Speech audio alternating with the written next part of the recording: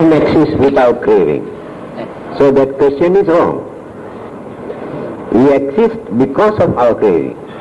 If there is no craving, we cannot exist. After gaining his enlightenment, I think you might have heard, the first utterance of the Buddha, what did he say? Natti dani punabhau. No more becoming again.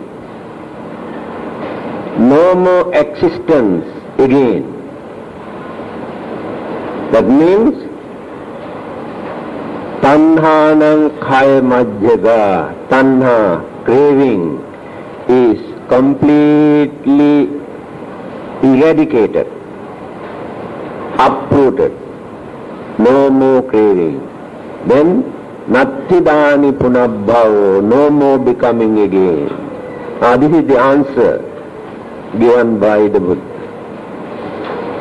Visankharagatang chittang, mind. Visankharagatang, no more sanskaras now. Sankhara means all our mental concomitants or mental tendencies or mental activities we accumulate as wholesome and unwholesome, good and bad. No more such karmic thought in my mind. Then no more existence. These five aggregates never get together again to build this house. This is a house. This house, this body, create enormous sufferings. We are wasting our life to look after this body. Remember, life is one thing, body is another thing. Body is for that life to occupy, shelter, take shelter. So we look after our body, but neglect our life. How many hours a day you spend to look after your physical body? Feeding, washing, cleaning, decorating, beautifying, and applying all sort of gadgets here and there. Everything, whatever you earn, you spend to protect, to decorate, to save your body. But your life is somewhere else. You neglect your life. You wash all the dirt that you collect in your body. But you never think that every day you collect lot of rubbish in your mind. Every time when you get anger, dirty your mind. When you are jealous, dirty your mind. When you are greedy, dirty your mind. When you are selfish, dirty your mind. All these rubbish remain layer and layer and layer. How many layers are there in your mind? So you never think to cleanse your mind. Wash away the rubbish that you have accumulated in your mind. But all the while concentrate on this dirty, ugly, filthy, ungrateful. Most ungrateful in this world is our body. The more we look after, the more we attend, the more we support, the more this body creates troubles, pains and ache and sicknesses. And all our worries and problems created by our physical body. Very ungrateful. Then we also must learn how to cleanse the mind how to take out the dirt that we have accumulated in our mind.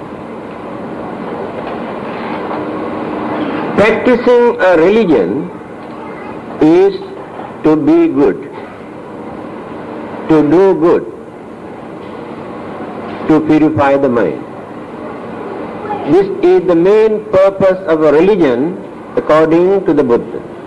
No any other purpose. First thing is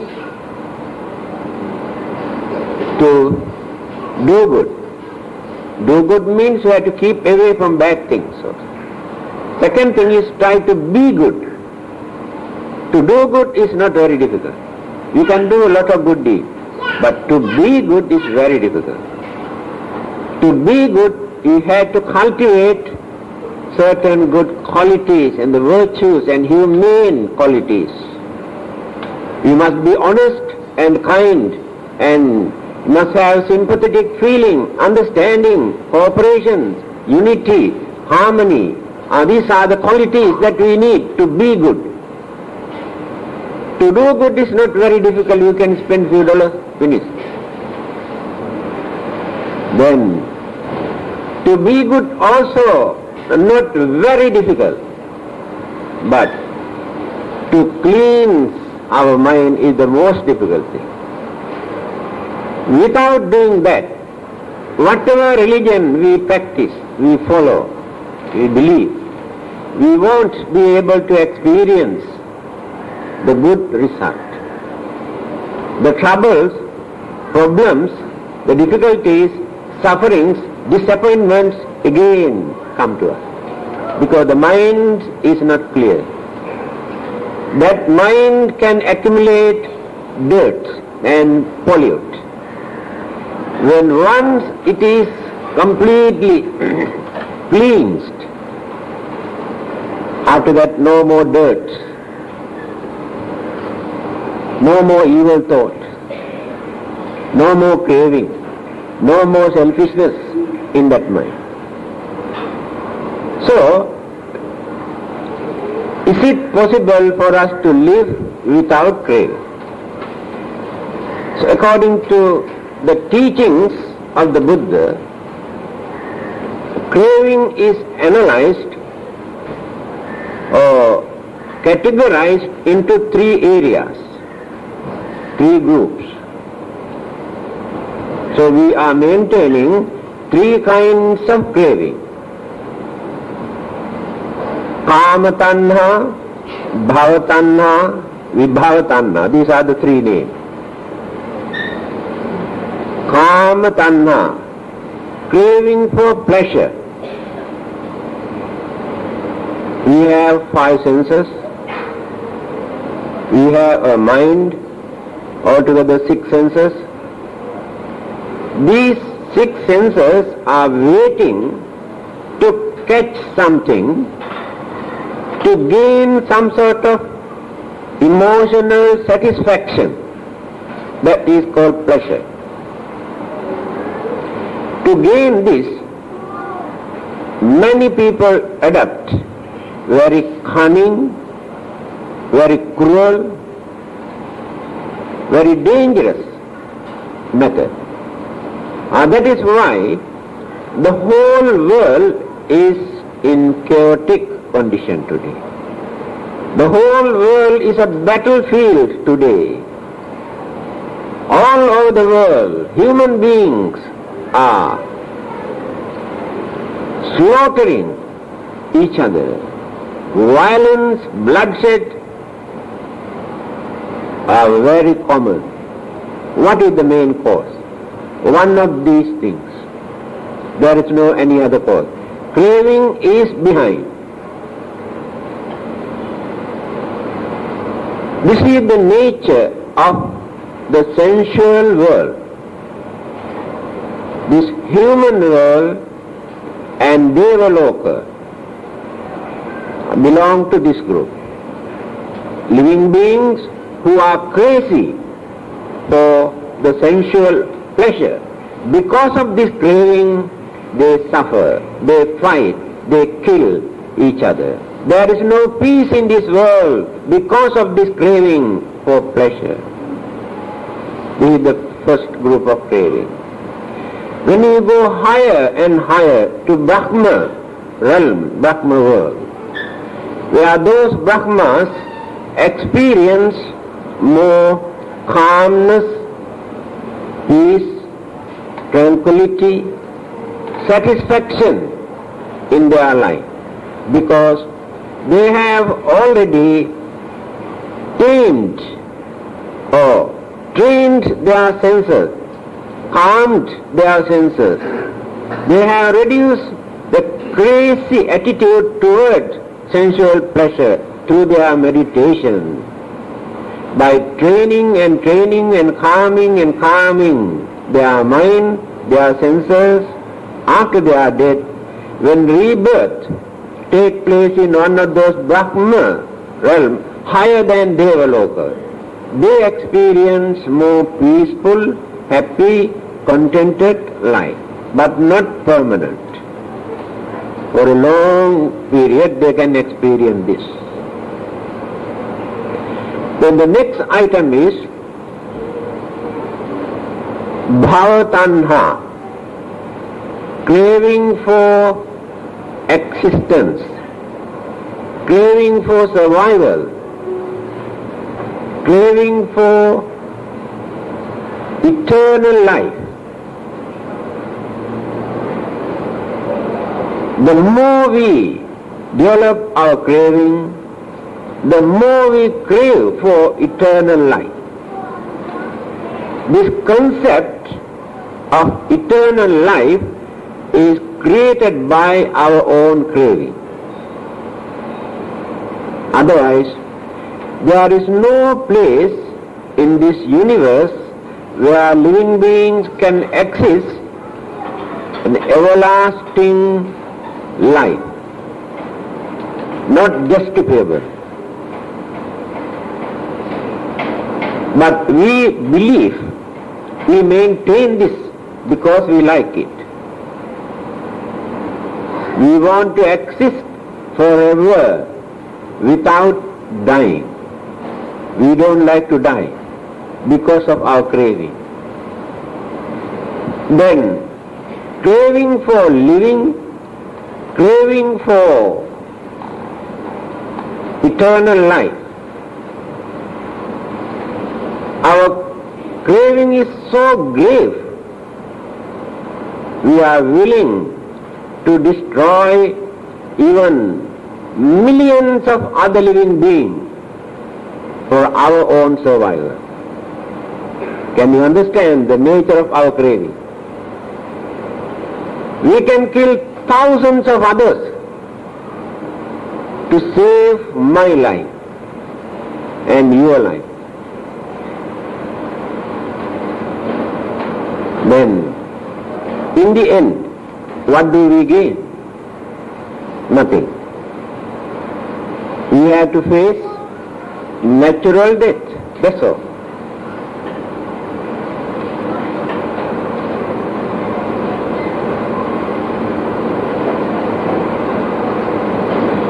Modern psychology also defined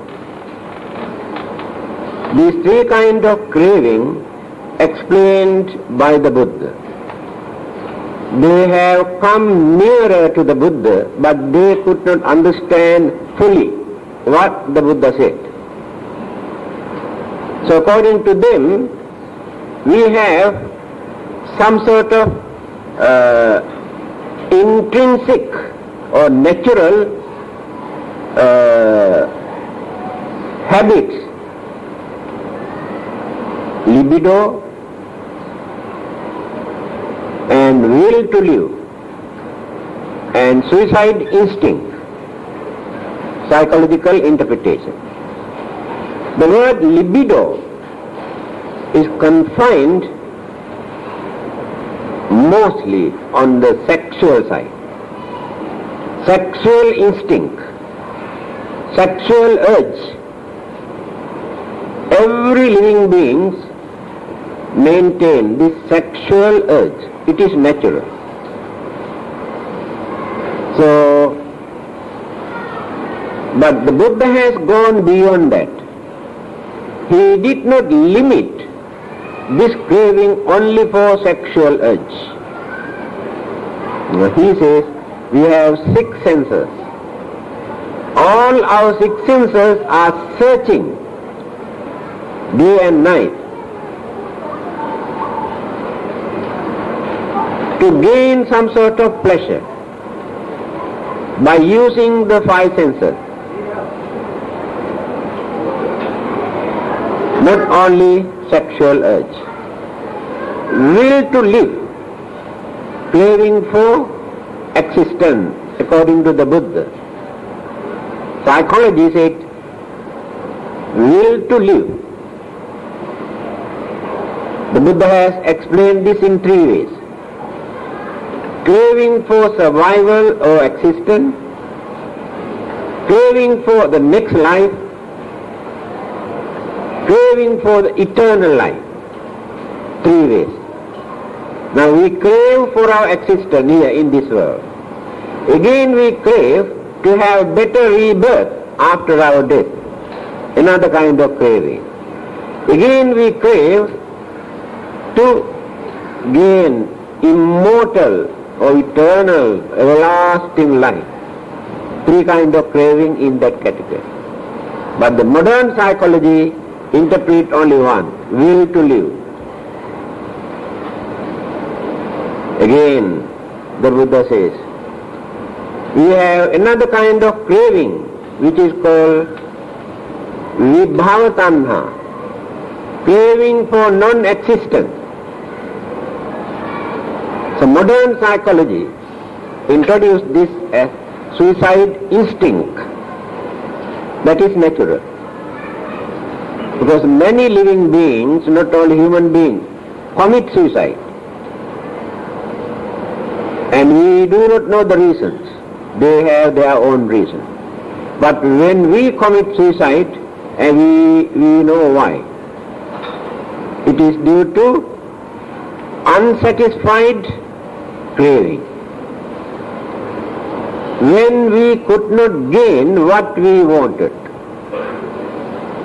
that intolerable craving persuade, influence us to commit suicide. That is called craving for non-existence. Crave not to exist anymore because due to frustrations, disappointment, unsatisfactoriness. Craving is behind. We decide to die because of our craving. But there is another meaningful idea. Destructive craving. That's very dangerous.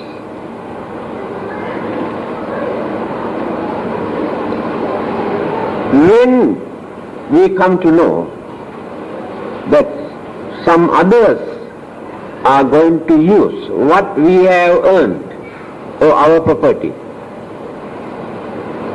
we don't like it, we cannot tolerate it. Then what we do? We are going to destroy. We are going to burn without allowing others to use. Can you understand the nature of this craving? That is under this category. We gain some sort of satisfaction by burning or destroying, but we cannot gain happiness by allowing others to use.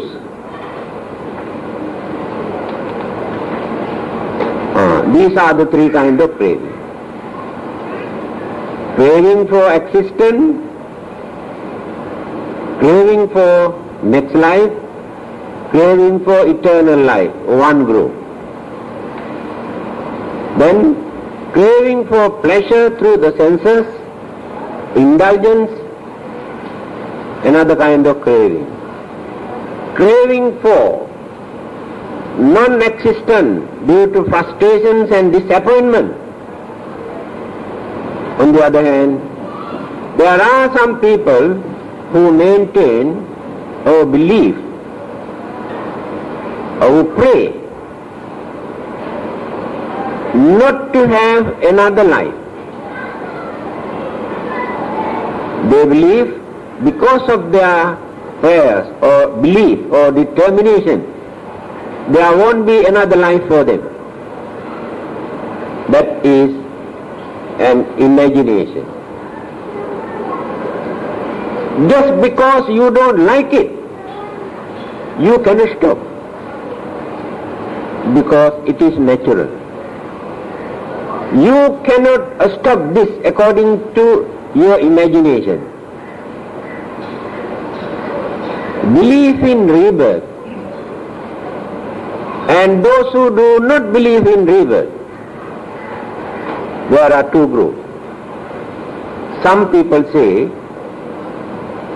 we believe in rebirth because according to their religion, their tradition, they maintain this belief, but they do not know anything about rebirth. Just believe. There are some others who do not believe. They say there is no rebirth. If rebirth is natural, can they stop this rebirth just because they don't believe? Now some other religionists say, we don't believe in rebirth. If rebirth is natural, can they stop this rebirth? So, belief is not the important thing here. We must know the cause. What is the cause? So if we don't like this rebirth, we have to remove this cause, the roots, the germ, germinal order. Unless you remove this one, simply by maintaining some sort of belief, you cannot change anything. Again, suicide instinct is natural. We can see, whenever there is any disappointment, any intolerable feeling, at once people say, die. It is natural. So this word is always in the mouth, die. That is why the modern psychologists say this is an instinct, suicide instinct. So when this feeling arouses up to the maximum level, when that mind cannot tolerate anymore, then they do that. At the moment, although they say they can control, but it is natural. But according to the Buddha, he has gone further and further, has given more wider meaning of this word, craving for non-existence, three ways. Committing suicide, then belief that they never gain another rebirth after their death. Again, those who develop this destructive craving to destroy their own life, others' life, their property or their belongings. This is the nature of craving. Now, is it wrong to be ambitious? I have written a booklet, that one is out of print, I think. Ambition and craving. We cannot see very much difference. But ambition we can justify.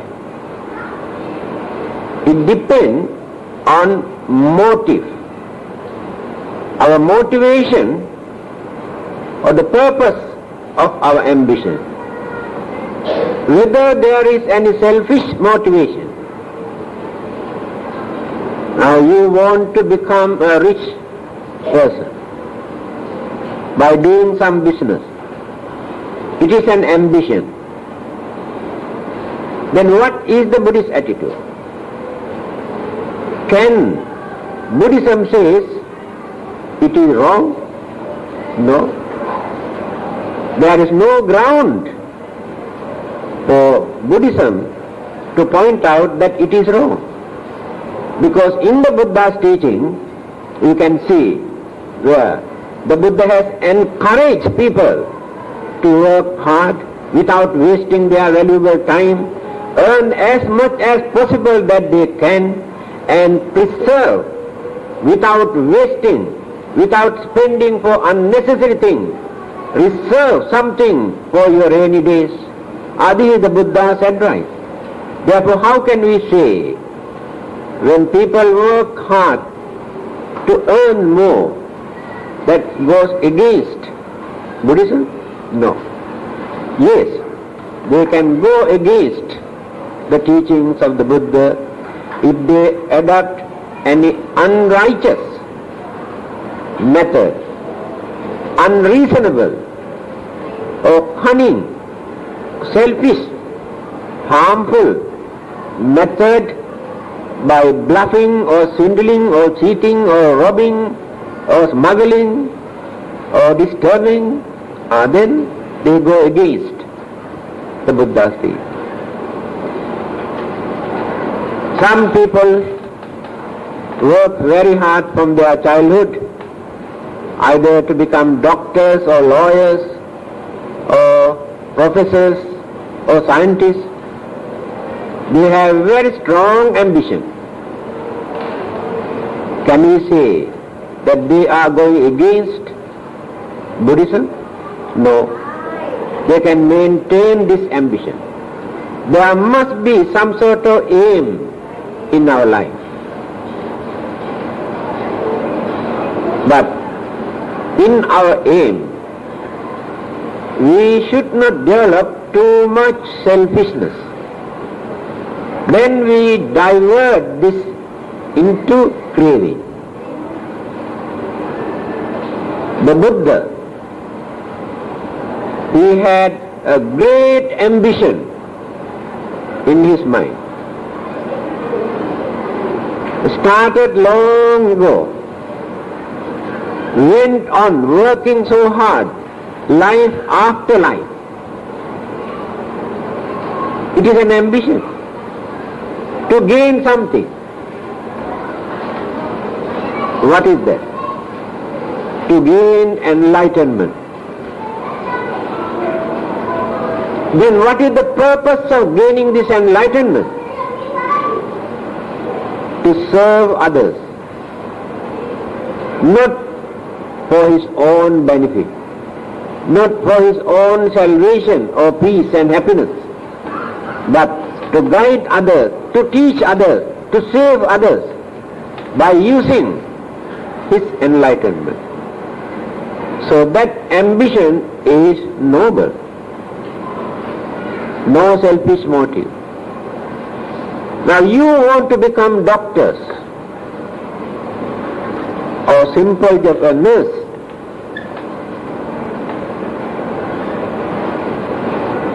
If you can divert your mind after learning and after gaining this, I can do better service to others, to save others' life. My income is immaterial, but I can do better service by becoming a doctor or a nurse or an engineer or even a businessman. After working so hard, I can earn, then I can contribute for the benefit of others, for the poor people. So that ambition is excellent. They reduce their selfish motive and divert. Then the Buddha says, you should not lower, narrow the real religious value of your meritorious deeds. You have to extend further. Then make some aspiration or determination. By the virtues of this merit, may I gain more knowledge. Then make some aspiration or determination. By the virtues of this merit, may I gain more knowledge and courage for me to do better service to others. Then you reduce your selfish motive. You are not doing all these meritorious deeds only for your own benefit. You want to extend this for the benefit of others. In the end, you can say, by the virtues of this merit, may I gain my final salvation or nirvana.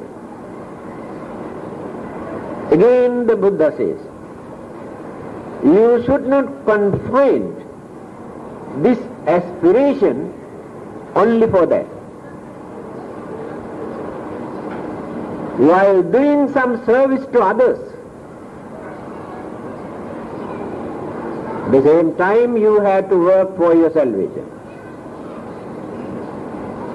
An example is given when a mother cow who had a small, what you call calf, while eating grass, every now and then watch whether the small fellow is here or gone somewhere else. Again eating and again watch whether the young fellow is still here or gone somewhere else. This should be the attitude. While enjoying your life, you also must do some service to others. Keep an eye on whether your services are needed. Don't be so selfish. So when you are working for gaining your salvation or attaining nirvana, on the way, there are so many things that you have to do for the benefit of others. When you study 10 paramitas, perfections, fulfilled by the Buddhas, Arahantas, for gaining their sainthood or enlightenment, for the benefit of others. Dana, Sila, Nekkhamma, Panya, Viriya, Khanti, Satya, Aditthana, Metta, Upekha. These are the 10 paramitas, perfection, for the benefit of others, not for their own benefit. That means without serving others, we cannot serve ourselves. Remember this. If you want to serve yourself, you have to serve others. By neglecting others, disregarding how others feel, if you try to be good, do good, and try to enjoy your life or find out your salvation, according to the Buddha, you won't gain that, because there is selfishness. As long as you maintain this selfishness in your mind, you never gain sainthood or arahanthood or any other higher stages. So you have to contribute medicine for the benefit of others. So for our living, craving is important. Just now I told you, But we should not dirty this craving by applying selfishness. Just now I told you, we had to work hard to earn something. Craving is there. But that craving is not bad. No one can say it is a sin. No one can say they commit any bad karma. No. Because they have no selfish motive. They are working, they are earning, they are doing so many things for their living. Then, living for what? What is the purpose of living? When you analyze this, you get the answer. Why do you want to live? To enjoy more?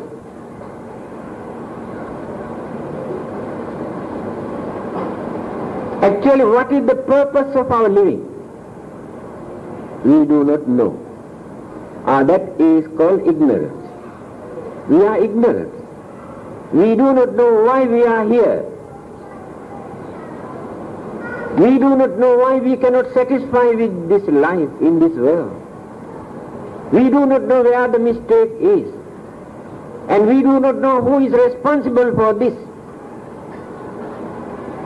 Just people say God is responsible, devil is responsible, but nobody knows who is responsible. Why world is like this? Why world is in chaotic condition? Why there is no peace? Why we are in fear? Why we always grumble? What sort of pleasure are we experiencing? Then what is the purpose? Going on grumbling, crying and fightings and quarrelings and developing enmity and jealousy and greed and selfishness and always in very bad, we create very bad atmosphere. What do we gain in the end? Throughout our life we go on developing our anger and jealousy because craving is behind. What is the difficulty for us to maintain happiness? Why can't we maintain cheerfulness? Very hard. Because the inner feeling that something is bothering in our mind. So, if there is any purpose in our life, that purpose is to find out how to get rid of our unsatisfactoriness in our life. That is the only purpose. We are struggling every second for our living, our survival, for our pleasure. That is why there is no peace. If we neglect our life for 1 minute, it's very easy for us to die. So always we must be alert, mindful, otherwise we will die. See how delicate, how uncertain life is this. Therefore, be wise. Try to find out a solution to see the end of your grumbling, of your worries, of your pain and suffering, disappointment, unhappiness. After that, the purpose of life is found out. Besides this, is there anything else that you can point out as purpose of life? Many others say, to be with God is the purpose of life. This is only a belief, that's all. Nobody knows whether there is such place. Nobody knows whether it is true or not. Nobody knows whether it is possible or not. Just a belief. Very nice sugar-coated word, that's all, to be with Lord.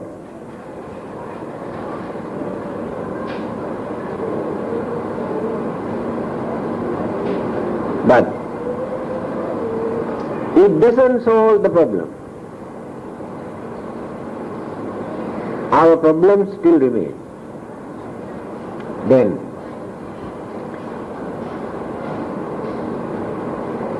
if there is any purpose, just now I told you, that purpose can be found out by doing some service to others, reducing our craving and selfishness.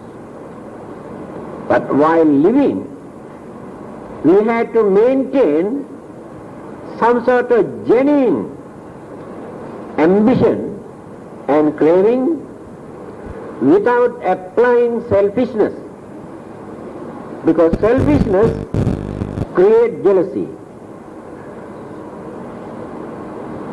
If there is no selfishness, jealousy never appears in our mind. Jealousy creates anger, arouse our emotion. Anger develops that emotional feeling into hatred. We hate others because of this. This hatred creates enmity. This enmity creates violence. Violence creates bloodshed and death. Now you can understand where I started from. Selfishness. So when we reduce our selfishness, jealousy also automatically reduces.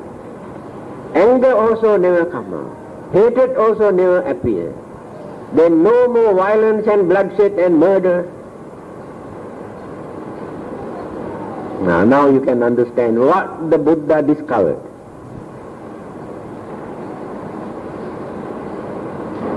And now we know what to do. If we really want to maintain peace, happiness, satisfaction, confidence in our life, first thing that we have to do is to reduce our selfishness. Then all the other problems, worries, disturbances, unhappiness also automatically reduce. So many people actually misunderstood Buddhism. They think as Buddhists we cannot enjoy our life. We cannot or we should not work so hard to earn. They are wrong. You can remember the Buddha's advice given to all of you, that as householders or worldly people, that you maintain 4 kinds of happiness. You need this happiness. Otherwise, the life becomes very dull, meaningless, aimless to you, because you have not renounced your worldly life. You have your family obligations, commitment, responsibilities and duties. You cannot neglect them just because of your religion. And there will be a day that you can renounce all these things. Then you will be free. No more commitments. But earlier, the Buddha says you can maintain these 4 kinds of happiness. So the amount is big or small. When we come to know that we have something, you gain happiness, confidence in your life. You can go on accumulating this with the money or jewelry or land or houses, whatever may be, something. It gives confidence. That is the first happiness that you can experience. Second happiness is called Bhoga Sukha. By spending what you have earned, you can enjoy your life. Don't be stingy. Don't go on accumulating without enjoying your life. You can indulge your senses,